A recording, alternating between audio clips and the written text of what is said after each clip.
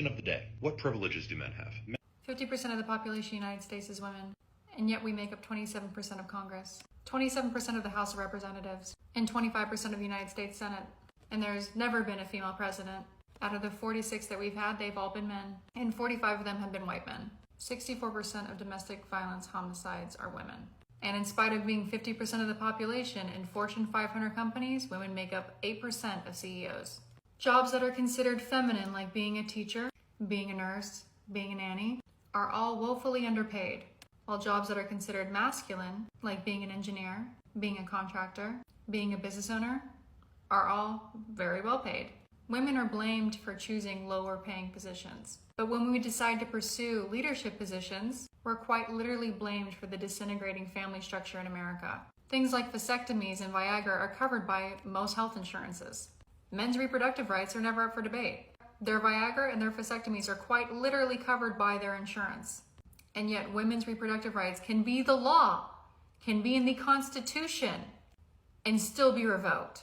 I want you to type in the comment section below how many men you knew that were upset or even attempted to console you when your rights were literally fucking taken away from you. Comment below. Don't take too much time to think about it. I already know what the number is. It sure as shit is under 2.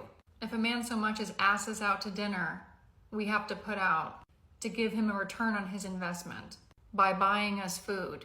And the risk of us sleeping with this man is potentially getting pregnant. Which if we were to get pregnant and couldn't support that child, we would be blamed for opening our legs. If we say no and that man grapes us, we'll be asked what we were wearing, how many drinks we had, and usually receive no legal recourse. Men are allowed to age. Men don't have the tremendous burden of maintaining an impossible beauty standard to not be deemed invisible. If you meet the beauty standard, you're made both safe and unsafe because you have more eyes on you, but people will actually give a fuck if something bad happens to you. If you don't meet the beauty standard, you're made safe and unsafe because you're rendered invisible, which means you have less targets on your back. But if something bad happens to you, no one's gonna give a shit. Women's bodies and identities are fucking taken from them and sold back to them every day. Our pain, our youth, our daughters are constantly fetishized. No matter what we do, we lose. We don't get to be a doctor. We get to be a female doctor. We don't get to be athletes. We get to be female athletes. We don't have the opportunity of being revered by our peers on a global stage because you control the narrative. And no matter what we do, no matter how hard we try, we can't win. And that's all changing.